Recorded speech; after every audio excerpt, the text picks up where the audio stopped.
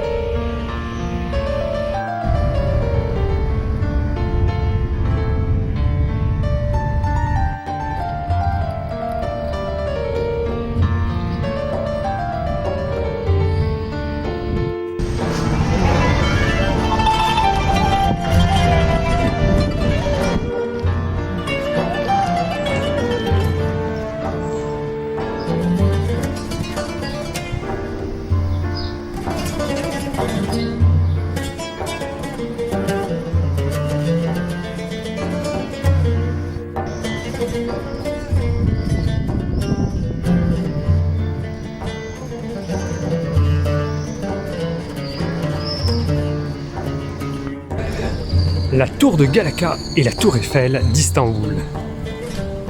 Ça fait depuis très peu de temps qu'elle a été rénovée pour être ouverte à la visite. Maintenant, c'est un véritable musée et un lieu panoramique. C'est parti, en route! L'histoire de la tour commence après les attaques des Latins.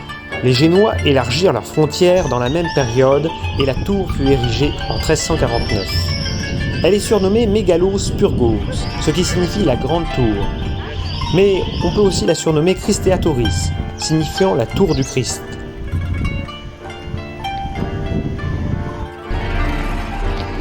Magnifique! On aperçoit quelques visuels de l'ancienne Istanbul. Et là, je suis en plein dans l'ascenseur. Ah, vraiment! Oh. La tour fut construite sur une base en schiste et elle possède de massifs murs de pierre. Elle possédait un pont-levis et également des fosses. À partir du 4e étage, nous empruntons des escaliers. Mais cela en réalité était à l'extérieur de la tour à l'époque. Arrivés au sommet, nous allons pouvoir profiter d'un panorama extraordinaire sur la ville d'Istanbul. J'espère que vous n'avez pas le vestige. Le vertige, je voulais dire. Bon, c'est parti. Voici le quartier de Trakoï, anciennement Galata, mais ce qui est le plus important, c'est de voir ce panorama extraordinaire et les reflets bleu azur de la Corne d'Or. La Corne d'Or, c'est le port naturel alimenté par des rivières qui s'est formé suite au mouvement tectonique des 2e et 3e siècles. Il sépare le plateau d'Istanbul de celui de Beyoğlu, là où nous sommes. À l'époque ottomane, il s'agit du lac privé des sultans. Nous pouvons voir d'ailleurs le sérail de Topkapi et Hagia Sophia et la mosquée bleue.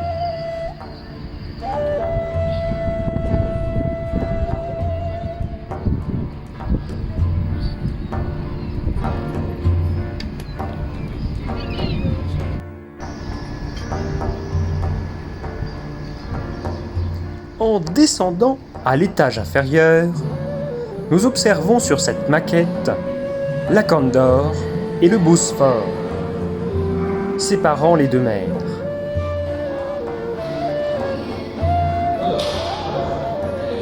Le Bosphore, c'est aussi la frontière naturelle qui sépare l'Europe et l'Asie.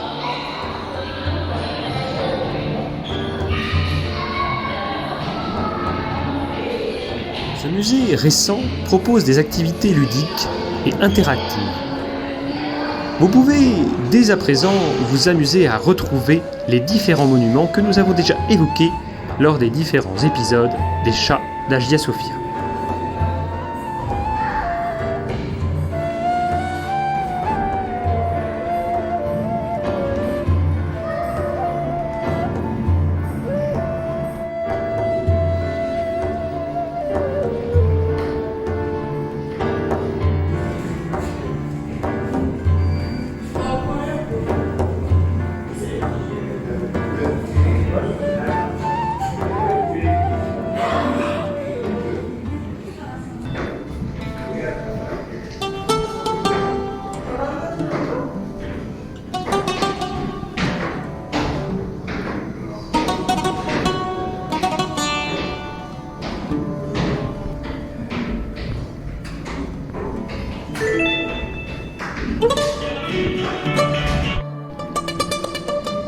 À cet étage, nous pouvons apercevoir les canonnières. C'est ici où l'on disposait les canons.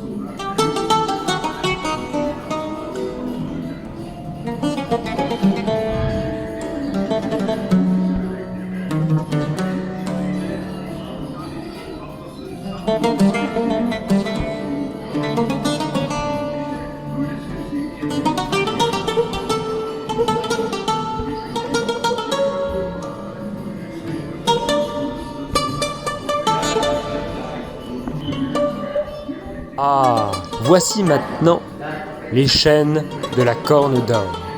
Elles permettaient à l'époque byzantine de séparer en deux le détroit et protéger le port. On tirait les chaînes pour que les navires ne puissent point passer.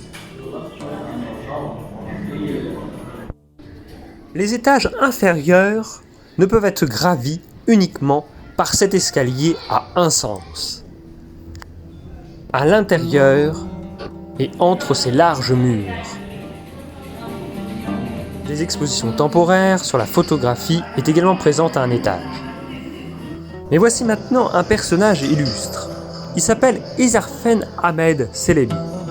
Datant du XVIIe siècle, c'est l'un des premiers hommes à avoir volé. Se jetant de la tour de Galata, il parcourut 3 km 358 sur une amplitude de 87 mètres de haut. Il faut rappeler que la tour de Galata fait 62 mètres. L'expérience interactive qui est ici proposée permet de revivre les sensations de cet homme volant. Bon, bien évidemment, il faut agiter un petit peu les bras.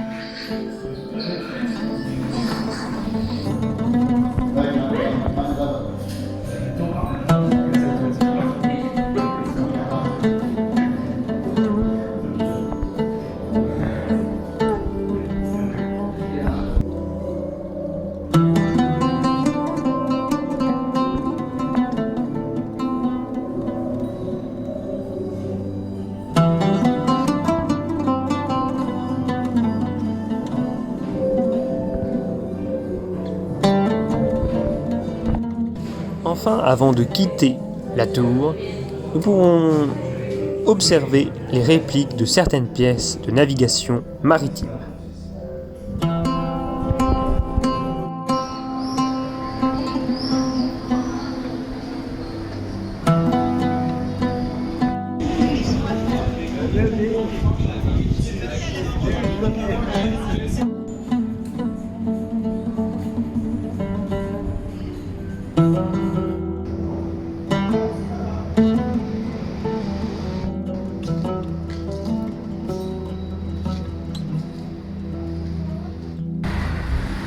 Tamam hop. Hop başım kaldı yere.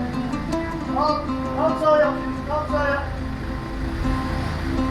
Al. Önümüzden al. Al.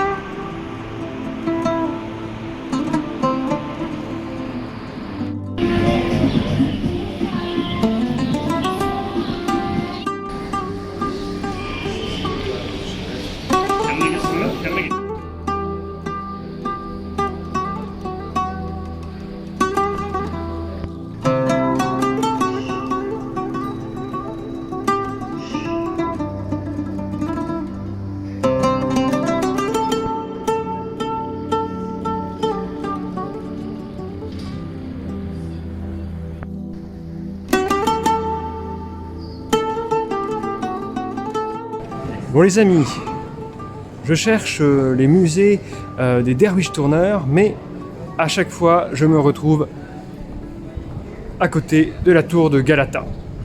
On ne fait que se perdre dans les ruelles labyrinthiques de ce quartier.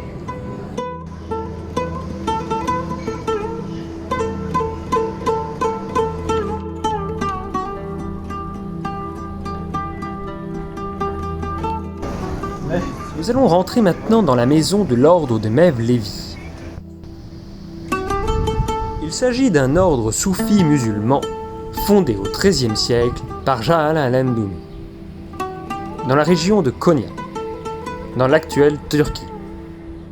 Dans la cour, nous pouvons trouver une fontaine aux ablutions et également un puits. Entouré de gros murs, l'ordre était ainsi protégé. Aujourd'hui, on les appelle les derwish tourneurs. Cela est dû à leur danse que l'on appelle sama, une cérémonie religieuse où ils effectuent des pas de danse tournant comme une toupie.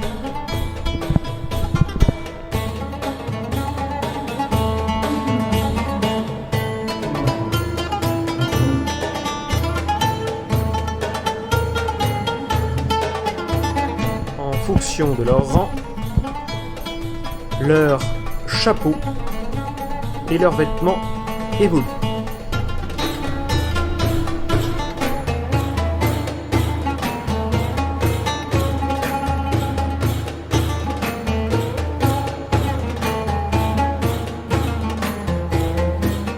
La danse des derviches tourneurs commence très doucement, puis ils vont tourner de plus en plus vite pour entrer en transe et se rapprocher spirituellement avec Hala.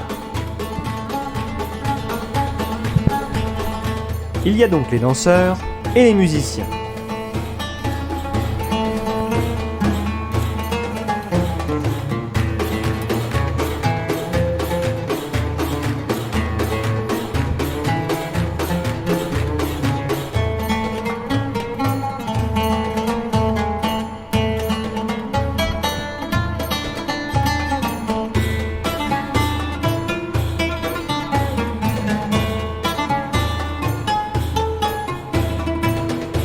Ici, vous pouvez voir les loges et la salle de la cérémonie des derwish tourneurs pour leur sama.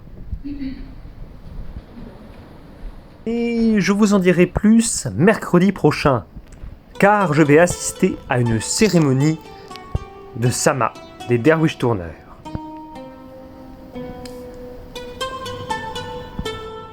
Ces mouvements sont inscrits dans le patrimoine immatériel.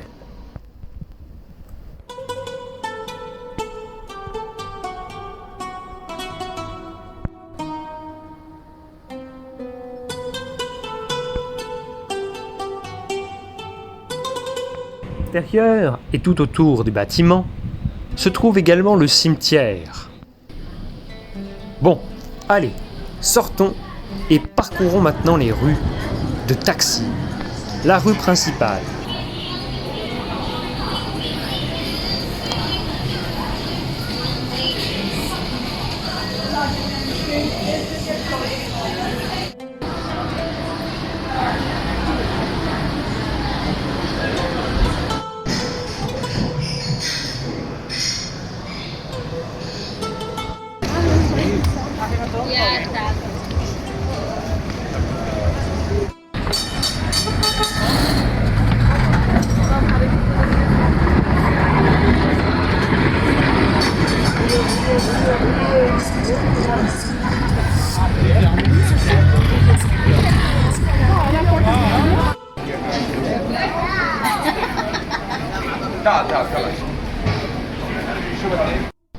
Pénétrons ainsi dans la mosquée de Taksim, juste à côté de la place.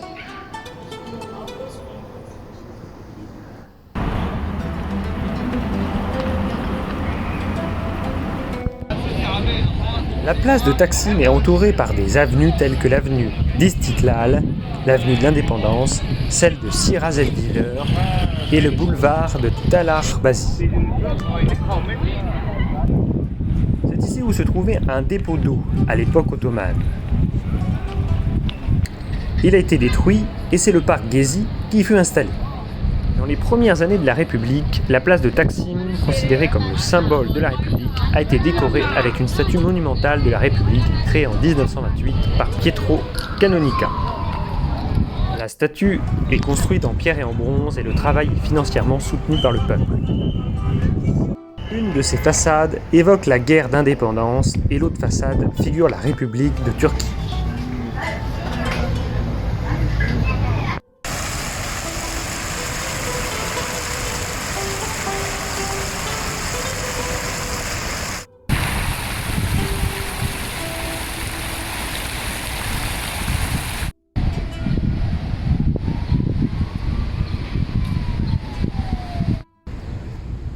Les amis, nous voilà désormais dans le parc Gezi, à Taksim, près de sa place. Ce parc a fait débat il y a quelques années puisqu'on a tenté de le supprimer. Il y a eu donc des manifestations et aujourd'hui, les habitants d'Istanbul peuvent profiter encore de ce parc et fort heureusement parce qu'il y a très peu de parcs à Istanbul.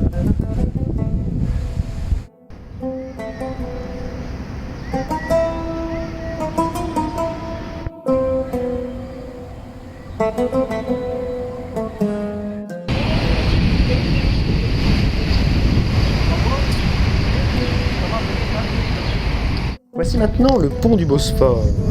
Les tours de 64 mètres de hauteur sont construits en acier parfaitement solide et tendre. À l'intérieur des tours se trouve un ascenseur pour les passagers et un autre pour les services.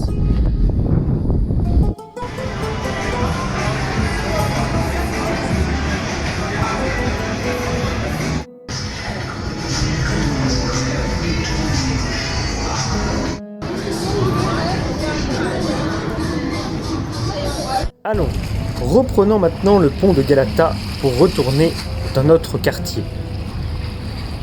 Les pêcheurs sont présents et quelques restaurants s'y trouvent aussi.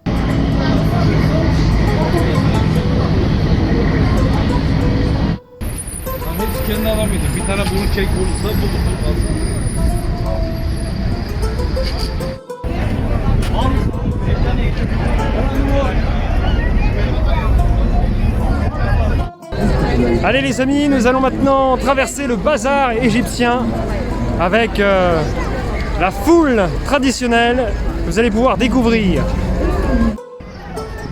Le bazar égyptien, une partie du complexe de la nouvelle mosquée, fut construit par Atis Turnan Sultan dans les années 1663-1664. Dans les années suivantes, la construction, il y a eu des noms de Validé Kartsi et Yeni Karsi, mais depuis le XVIIIe siècle, il est appelé par son nom actuel. Il a été plusieurs fois ravagé par des incendies, en 1691 et 1940. Et de nos jours, nous pouvons y trouver 6 magasins d'herboristes. Le reste, ce sont des commerces pour amuser les badauds. Reconstruit de briques et de pierres taillées recouverts par des tambours. Délectons-nous des odeurs, des épices, et je vous souhaite sur ce une belle soirée. À demain les lapins!